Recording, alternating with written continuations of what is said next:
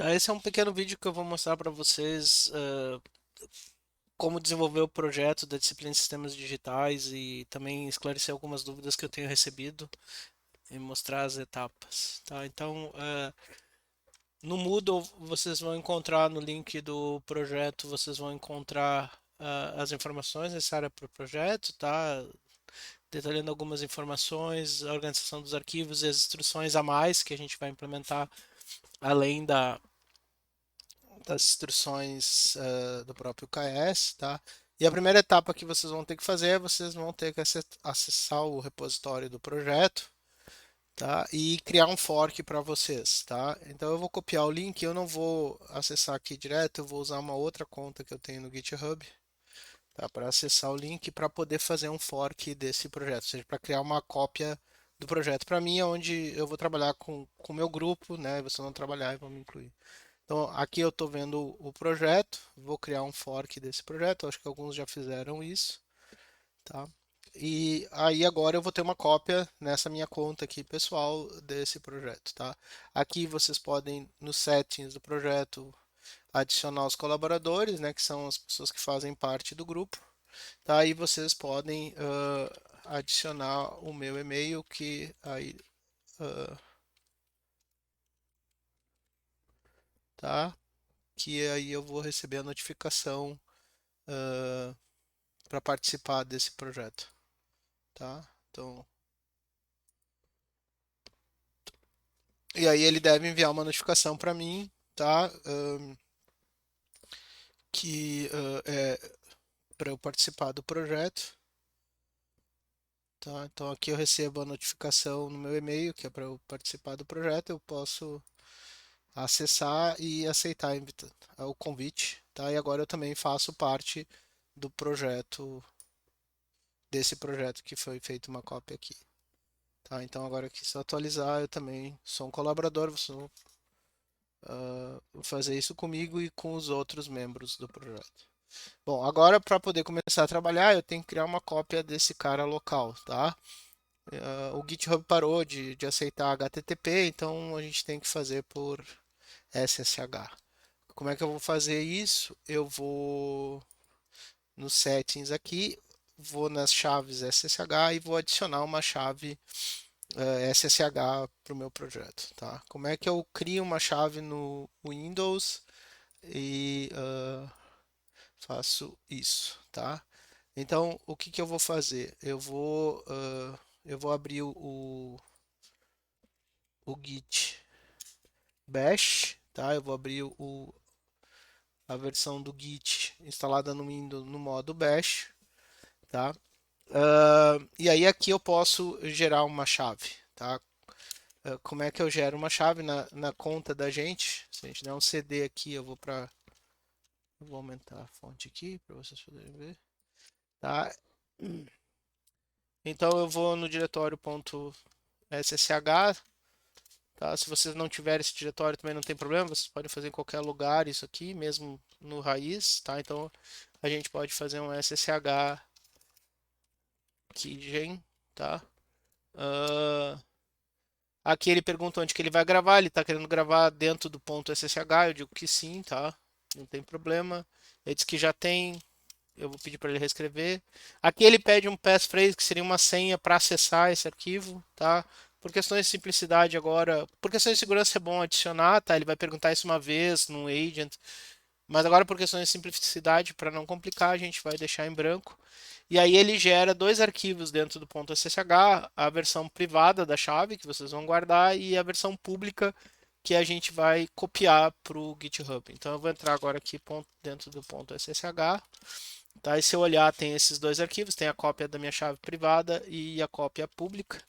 Eu posso dar um cat para ver o que tem dentro dessa pública, e aí está a chave que eu vou enviar para me logar do meu computador, tá? Essa chave privada vai enviar um token para essa chave, que ele vai saber que sou eu que estou me logando por esse par de chaves. O que a gente faz é copiar essa chave aqui, tá? Eu vou colocar aqui, só vou colar ela aqui, tá? Eu vou dar o nome do computador aqui para eu saber que é esse meu computador que eu estou adicionando na chave. E agora eu tenho uma autenticação que eu posso fazer via SSH para pegar esse código.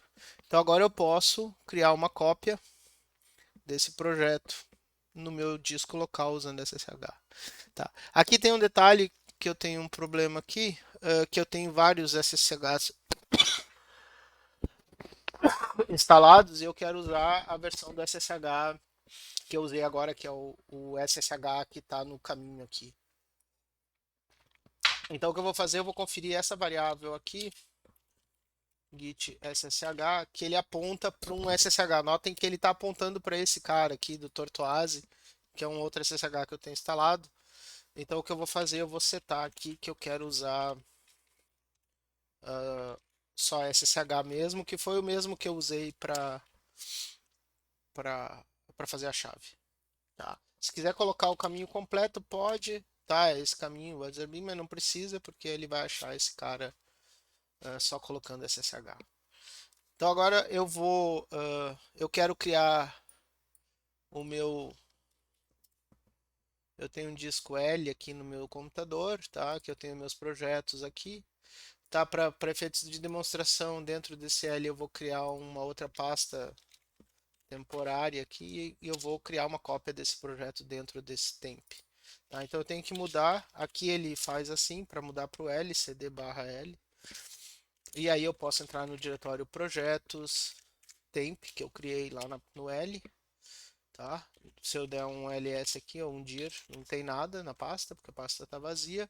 E aí agora aqui eu posso fazer um git clone para criar uma cópia do projeto. Tá? Então eu vou pegar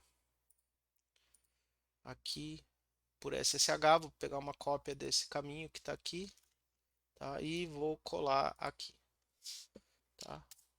Aí ele vai fazer uma cópia lá, tá? Ele pode ser que a primeira vez ele pergunte se vocês querem confiar no GitHub, na máquina para fazer o acesso a SSH, é só dar yes, ele vai adicionar a máquina. Aqui ele não perguntou porque eu já tinha feito um acesso com uma outra conta, tá? E aí agora, se eu olhar dentro do temp, tem uma cópia do projeto com os arquivos aqui, tá? Com os arquivos source, tem o que cria o projeto e tem o projeto em si. Tá? Agora que eu fiz isso, eu posso ir no Vivado. Tá? Eu vou no Vivado, eu estou com o Vivado, eu já abri aqui o Vivado. Tá? E eu posso criar o projeto no Vivado. Tá? Como eu já tenho o script ali, é a mesma coisa. Tá? Eu tenho que me mover para aquela pasta lá que eu tenho que mover para aquela pasta que eu criei. Tá? Então eu dou um CD com o caminho completo ali. Se eu der um PWD aqui, eu vou ver que eu estou lá naquela pasta. E agora eu posso dar um search nesse arquivo TCL aqui, ó. Tá? Posso copiar o nome dele aqui e colocar nos Alex aqui. Tá? Para ele começar o projeto. Aí ele vai criar uma pasta aqui dentro, KS Vivado, tá? Que onde vai ser criado o projeto, mas eu já tenho uma informação no Git Ignore aqui para não incluir essa pasta no commit, nos, nos branches, nas coisas que você está fazendo. Então aqui basicamente ele vai criar todo o ambiente que vocês precisam, tá? Com o KS e com arquivos já de simulação aqui, tá?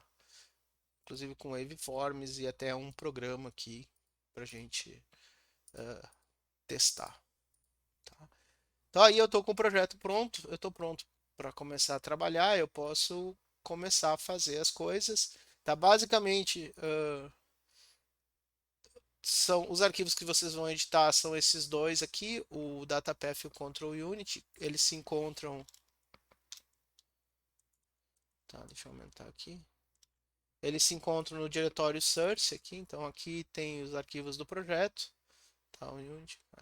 Vocês podem usar o próprio Vivado para desenvolver o projeto, ou você pode usar qualquer outro editor de texto, tá, ou interface, como o VS Code, ou o que vocês acharem melhor. Tá, o VS Code tem a vantagem que ele sabe reconhecer quando o projeto está no controle de versão. Então, eu posso vir aqui, pedir para abrir um arquivo, né, uma pasta, e lá na minha pasta de projetos, tá, e pedir para ele abrir esse aqui. Tá? Ele vai abrir o folder, a pasta. Então aqui vai estar os arquivos do projeto.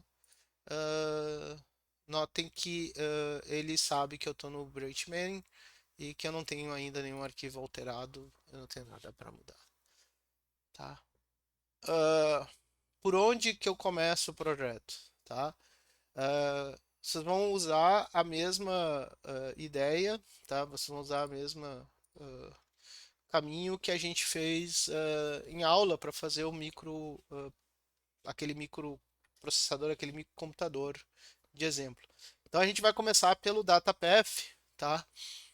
E a arquitetura do DataPath já está proposta aqui com os nomes dos sinais, tá? É bom manter esses nomes porque já tem uma forma de onda ali que conecta esses nomes. E também o ambiente que nós criamos ali, que foi criado no Vivado agora, ele contém tudo isso aqui, tá? Então, além da parte amarela aqui, que é o projeto em si, com os dois arquivos e os sinais de controle, também tem um controle do ambiente com uma memória RAM, que ele leu o arquivo do programa e no final do teste da simulação ele grava o resultado da RAM para a gente verificar. Tá? Então isso aqui já está tudo lá. Então se a gente olhar aqui, tem o KS com o DataPath e a unidade de controle dentro. Tá? Tem um test bench aqui que tem a parte do controle aqui do test bench. Está aqui a parte do controle do test bench. E também dentro tem uma memória RAM, tá? Tem um modelo de uma memória RAM que vocês também não precisam mexer, mas se quiser olhar por interesse, ela está em VHDL ainda, tá? Porque eu estou usando uma versão antiga, não tive tempo de reescrever tudo. Mas o modelo está pronto e não precisa mexer. Tá? Então a gente, na verdade, tem que começar pelo DataPath, tá? Se vocês olharem aqui também no KS, deixa eu abrir acho que no VS Code, porque a fonte vai ficar maior. Então se eu for dentro do Source, aqui dentro do KS, vocês vão ver aqueles sinais. Tá? Aqui ele tem um nome S aqui de sinal, tá? Que eu mantive porque a forma de onda já estava pronta. Então aqui tem o DataPath com o reset, o clock e os sinais de controle. Mas esses aqui são os sinais de controle que vão e que vêm para o DataPath, né? E aqui tem a interface com a memória RAM externa. Tá? E aqui tem a parte de controle, tá? Aqui tem também o reset e o clock, os sinais que vão para o DataPath, os de controle do DataPath, e depois aqui tem os sinais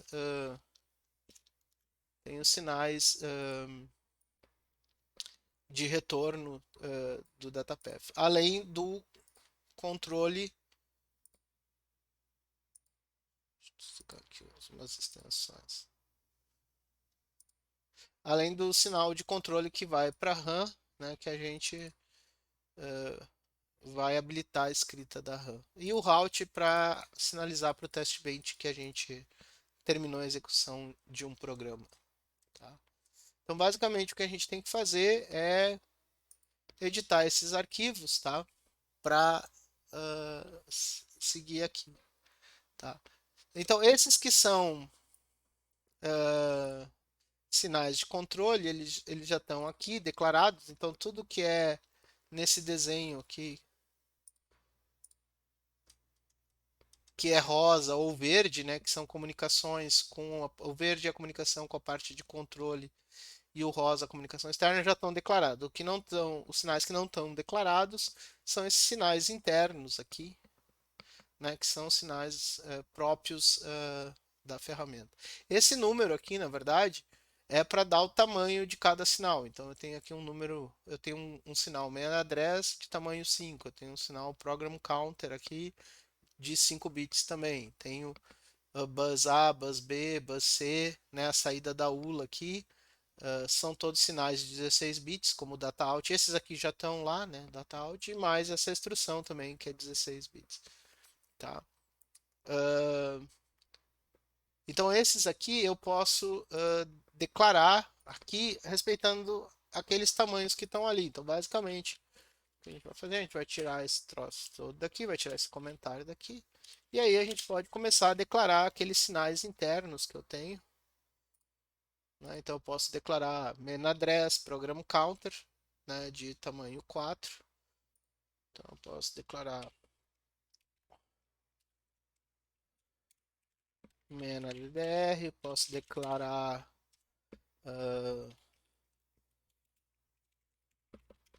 program counter, tá, que são sinais internos. Eu posso declarar os barramentos, né? Usar.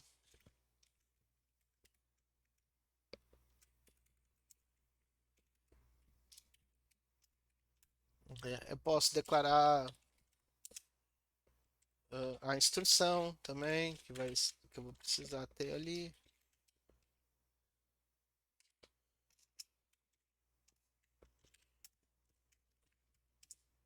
Tá? E tem uns outros sinais que eu vou precisar também, que é o ADDR, mas esse aqui é 2 bits só, porque são só 4 registradores. Então eu tenho ADDR, BADDR, CADDR, e aí eu acho que eu cobri todos eles. Ah, e faltou aqui a saída da ULA e as flags aqui também. Tá, então eu vou precisar. As flags estão aqui, tá? Eu vou precisar da saída da ULA.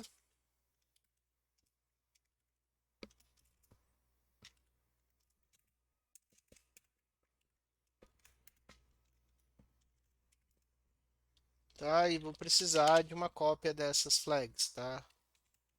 Zero. Vou chamar de 0F, sei lá. O nome aqui não é muito importante.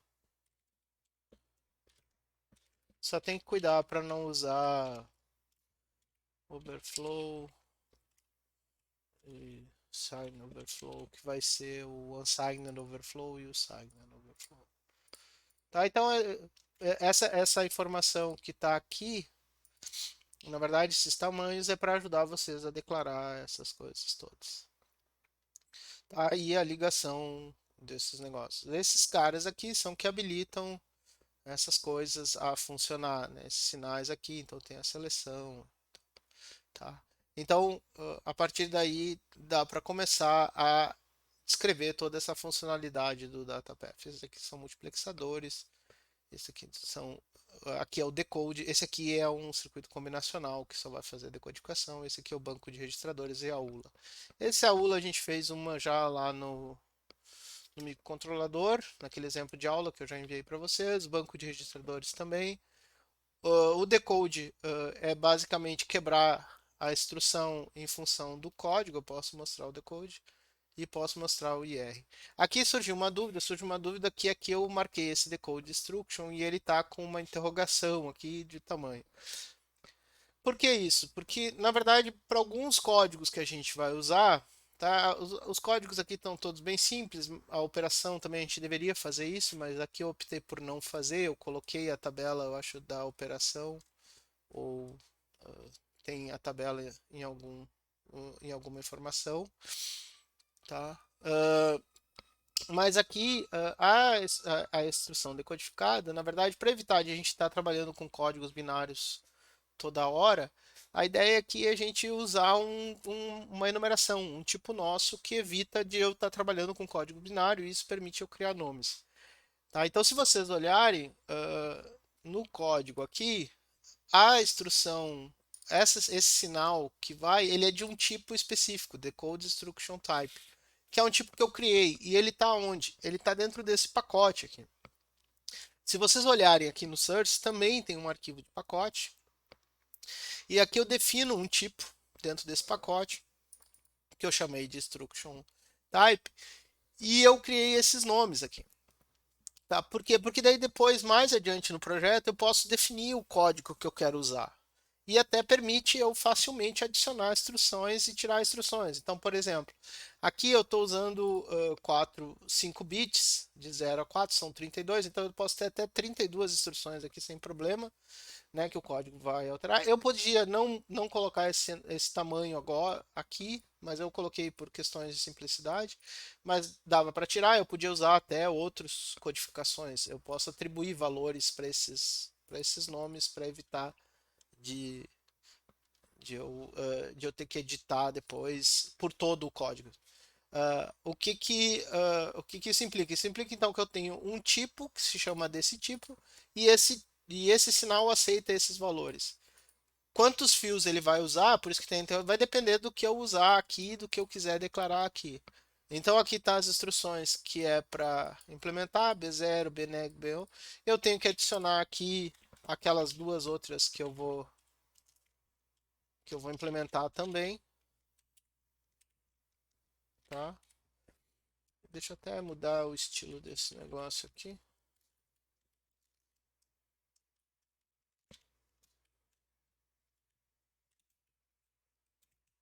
Tá? Por que isso? Porque aqui se eu contar aqui, ó, aqui tem 18, aqui tem 19 instruções, tá? Eu tenho 19 instruções, 1, 2, 3, 4, 5, 6, 7, 8, 9, 10, 11, 12, 13, 14, 15, 16. Por que que- ah, ah, por que 19 é a linha, eu achei que era selecionado. Tá, mas eu tenho 16 instruções. Tá, que eu poderia usar esse código binário e aí seria 0, 1, 2, 3, 4, 5, 6, como eu botei aqui. Ou eu posso também usar uma codificação one hot, por exemplo. Mas qual é a vantagem de eu fazer assim? É que aí eu não preciso mexer no meu código lá quando eu quiser mexer nos valores binários de cada instrução. Eu consigo uh, eu consigo só alterando esse arquivo aqui, tá? Eu consigo alterando só esse arquivo aqui, tá? Mudar o código daqueles caras, tá? Por exemplo, para usar um código one hot. Então aqui eu posso, depois eu vou apagar o primeiro lá porque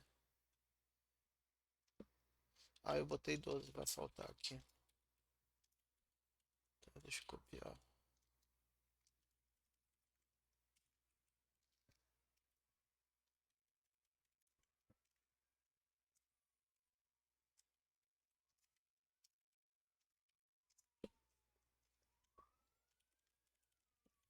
Tá, então é por isso que a gente, opa, é por isso que a gente usa um tipo, porque daí eu posso decidir esse código mais adiante. Tá? Então eu posso decidir esse código e aí eu não vou usar o código binário, eu vou usar esses nomes aqui. Tá? Então é para isso que tem aquele cara ali.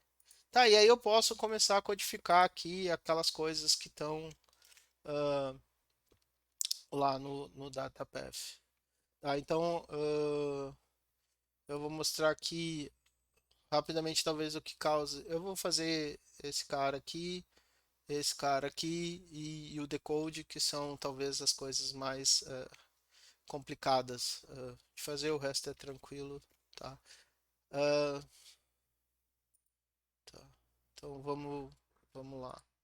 Então vamos fazer o registrador da instrução, né? O registrador da instrução, quando habilita para registrar a instrução e é enable, ele registra uma nova instrução, que na verdade é o que está vindo do data-in dessa entrada que está vindo da rua, né? Se vocês olharem o diagrama é isso. Então quando esse cara habilita, esse cara faz uma cópia desse cara para cá no clock. E é um flip-flop, porque está indicado ali que tem clock. Então eu vou fazer um always flip-flop, fazer add clock, begin, end, então eu posso dar um nome, isso aqui é o IR control, se eu quiser, mas não é necessário também. Então se ir enable, aí o instruction recebe data in. Esse aqui basicamente faz aquele registrador para registrar a instrução que está no desenho. Tá, eu posso fazer a mesma coisa para o controle do PC. Então, se o PC está enable, bom, só que o PC tem duas, ele tem duas possibilidades, né? O PC tem, desculpe aqui pela mudança de tela, o PC tem duas possibilidades dependendo do branch, né? Então, vamos assumir que o branch 0 é para não fazer branch, então quando o branch é 0, eu vou fazer PC mais um. Se o branch está 1, daí ele vai copiar a main address. Então aqui eu posso simplesmente também implementar o if. Notem que esse aqui é o habilitador da instrução, mas aqui eu vou fazer esse if aqui dentro é o que vai fazer o mux do branch. Então eu criei o program counter aqui. Tá? Então o program counter recebe. Então se eu vou fazer um branch, o program counter vai receber o main address. Se não, o program counter recebe.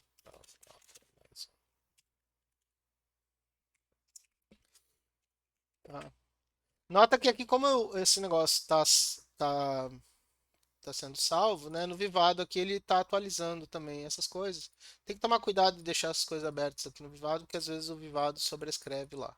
Mas ele está vindo para cá também no projeto, tá? E se tiver erro, o Vivado vai mostrar, tá? O package a gente não consegue ver aqui, porque aqui a gente está vendo só os módulos do projeto. Mas se a gente for aqui em compile no library, tá? Aqui no library aparece o package também, tá? Que aqui é todos os arquivos que estão no projeto. Tá? Só ele não aparece na hierarquia porque o package é só uma espécie de biblioteca com declarações, não é um módulo em si. Aqui só aparece os módulos em si. Tá? Então eu fiz o enable, tá? Eu posso fazer a ULA, tá? Mas a ULA ela é combinacional, tá? Então ela não depende do, tá? Ela não depende do do clock, tá? Então ela só vai depender, na verdade, ela só vai depender do sinal dessa operação, que escolhe uma operação, qual vai ser a operação que vai ser feita e calcular as flags, tá? Então aqui é um case da operação, tá? Que é essa operação que vem da rua, é 2 bits, tá? E aqui, tá? Então basicamente eu tenho a operação 00,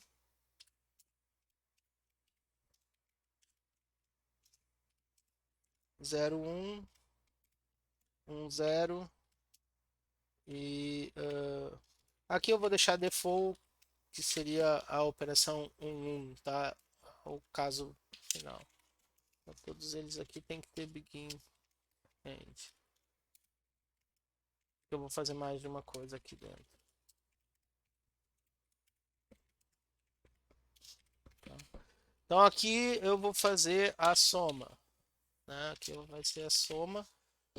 A operação 00 eu acho que é a soma. Se não for, depois vocês podem acertar os valores. Tá? E aqui eu vou mostrar para vocês como calcular as flags. Tá? A flag 0, na verdade, é se o resultado da ULA for 0. Então esse aqui a gente não precisa, a gente pode calcular aqui dentro, ou a gente pode calcular fora também, não faz diferença. Eu posso simplesmente fazer uma NOR, né? Eu posso dizer que o 0F, eu vou atribuir, notem que eu estou fora do bloco, né? Porque eu quero isso aqui sempre, essa NOR. Então eu vou fazer uma OU de todos os bits do ALU out e vou negar essa OU. Então isso aqui eu faço uma OU de todos esses bits, se eles forem 0, isso aqui vai dar 0, e negado vai dar 1. Então esse sinal vai dizer quando o resultado da ULA for atualizado, se ele é 0 ou não. A flag de negativo, ele é o bit mais significativo da ULA, né? Porque esse bit é o bit do sinal. Então isso aqui é uma redução em NOR, é uma NOR reduction que a gente chama no System Verilog, e isso aqui é o bit de sinal, né? O que é mais complicado aqui é como calcular o overflow e o sinal de overflow, tá? Eu não vou entrar no detalhe, a gente já discutiu, acho que isso em ARC 1 e já discutiu no início da disciplina também quando a gente viu operadores aritméticos e tudo, tá? O overflow final, ele é o vai 1 da soma, ele é o último vai 1 da soma. E o overflow de sinal, para ver se deu overflow no complemento de 2, quando a gente está usando sinal, na verdade ele é uma shor, vocês podem procurar na internet como calcular o overflow e olhar no livro também, tem na parte no Lang como calcula esse overflow. Ele é uma shor, ele tem que fazer, a gente tem que ser, eles têm que ser, o carry do que vai para o último bit tem que ser igual ao carry que sai. Se eles forem diferentes é porque deu problema no sinal, tá? Vocês podem olhar isso. Para poder fazer simples essa operação, eu vou criar um outro sinal aqui, que é o carry do. Não o carry que sai, não é o último carry que sai, porque o último que sai vai para o overflow, mas o carry in do último bit. Tá? Então esse aqui é o carry in do último bit. Tá? Então eu vou pegar o carry, o vai 1 que vai para o bit 15. Tá? Esse aqui é o vai 1 que vai para o bit 15. Para poder fazer essa short. Tá?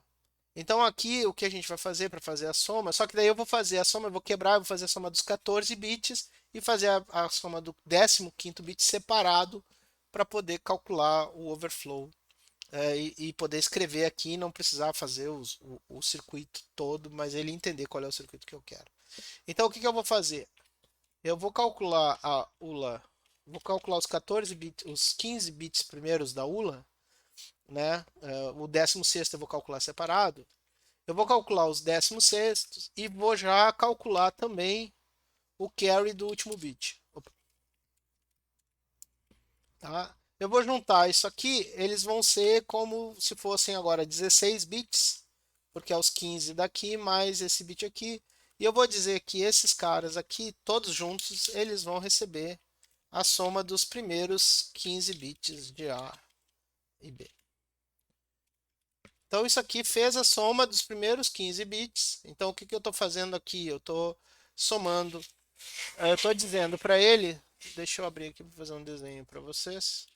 Talvez fique mais fácil se eu fizer um desenho. Tá? Eu estou dizendo para ele, tá, que eu vou somar 16 bits, mas o que eu quero que ele faça para mim? Eu quero que ele some.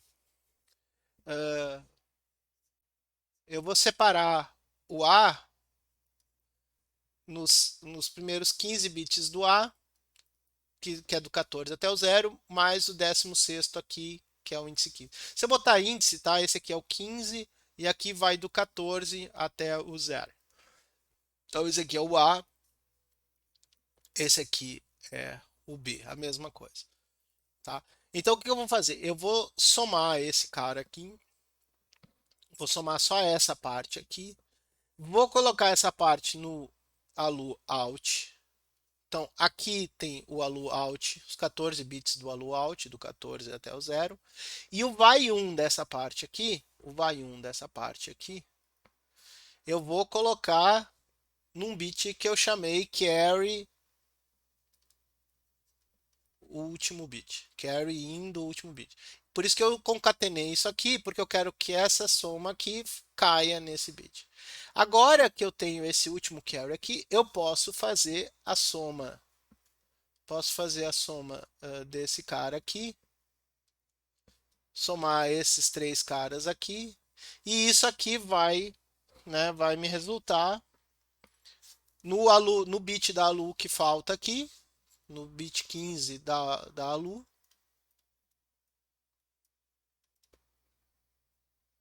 no bit 15 aqui da ALU, e o vai 1 aqui vai para o overflow.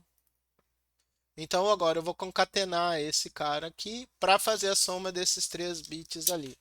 Então agora eu posso chegar aqui. Notem que aqui eu estou fazendo um processo combinatório sequencial e por simplicidade a gente não, até por acelerar depois, eu não vou entrar no detalhe porque que acelera a simulação. Aqui eu estou usando sempre quando eu for fazer com clock, eu vou usar atribuição não blocante, vou usar esse menor igual como atribuição porque eu estou atribuindo num registrador. E isso deve ser atualizado depois do clock. Mas aqui eu estou fazendo um processo combinatório e aí eu vou usar essa atribuição blocante, né, para que ela tome efeito agora, já, aqui, nesse instante. Tá? Então eu fiz essa soma, calculei o carry in e agora eu posso calcular o overflow, que é o último carry que sai, e o bit 15 da ALU. Tá? Isso aqui eu vou. Vai ser. Eu vou chamar o bit A 15, o B 15 e o carry in do último bit. Então, somando esses três bits, notem que isso aqui é um bit mais um bit mais um bit, então no pior caso dá 3, vai caber nesses dois bits. Então agora eu calculei o carry que sai, mas eu também tenho o carry que entrou no último bit aqui para somar. E aí eu posso calcular o sign overflow, dizer que isso aqui é uma XOR, o operador é esse, desse e do carry do último bit. Então, se eles forem iguais, não tem problema, a XOR vai dar zero, mas se eles forem diferentes, aí dá isso. Tá, notem que daí eu calculei todas as flags, né? Porque as outras duas estão aqui embaixo e vão ser calculadas também. Eu poderia colocar isso dentro desse comb aqui no final, aqui não teria problema. Se eu colocasse no final, tá? Depois de eu ter feito essa operação, tá? Ou aqui dentro, só que se eu fizer aqui dentro, como isso aqui é igual para todos os operadores, eu teria que ficar repetindo em cada case. Tá? Aí agora aqui eu posso fazer a end, fazer a or e eu vou deixar o sub para vocês quebrarem a cabeça, tá? Mas não é a mesma ideia lá do A menos B, só tem que tomar cuidado com o carry, mas não tem problema. Também se quiser escrever o sub como sendo o complemento de B, também pode escrever, tá? Não tem problema. Ele também vai entender. Então aqui vai ser A e B, eu vou usar esse operador aqui, que é o bit a bit, que é o que eu quero. Só que tomem cuidado, como aqui eu calculei o S overflow, o overflow e o carry último bit, eu tenho que atribuir esses sinais também, tá? Então eu vou colocar overflow igual a zero, posso colocar um bit zero. O sign overflow, isso aqui é para evitar lets, tá? E o carry do último bit também um bit zero. Tá? Uh, tá. E aí eu posso fazer a mesma coisa com a OR. Tá? E aí eu tenho a ULA e tenho o carry overflow. Tá? Uh, tá, isso aqui, deixa eu ver se eu não fiz nenhuma bobagem. Não, não tem erro, ele está aceitando. Tem erro sim. É que aqui eu chamei de alu e eu declarei como alu out. Tá.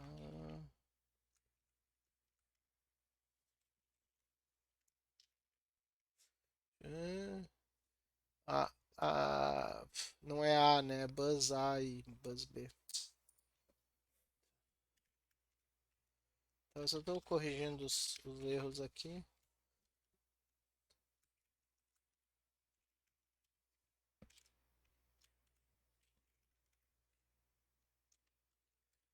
Aqui.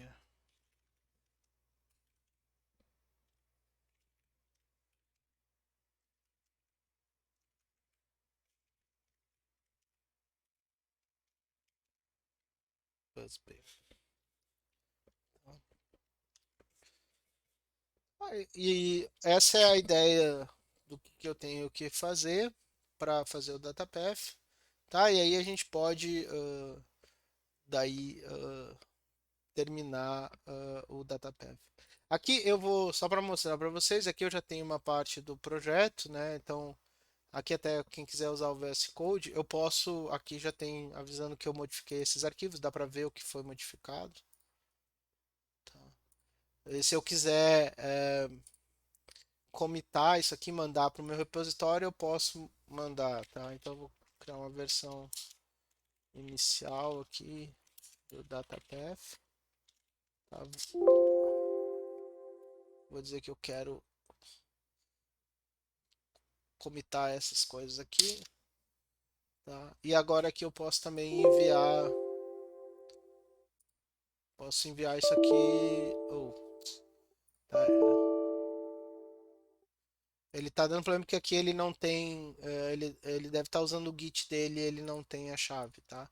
Mas se eu for aqui e der um Git status, não tem nada, mas se eu olhar um git log aqui, tá? Tá aqui a versão inicial do DataPath.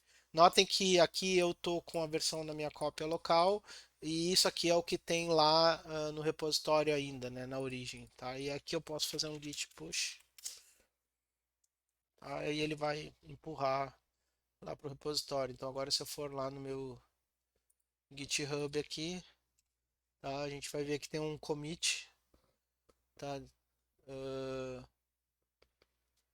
Ah, daí ele diz que eu tô na frente do fork que eu fiz, tá? Mas isso aqui não interessa, tá? Mas aí aqui, se vocês olharem, esse aqui agora é a versão inicial, ó, do DataPath. Notem que eu alterei esse arquivo, então tá aqui.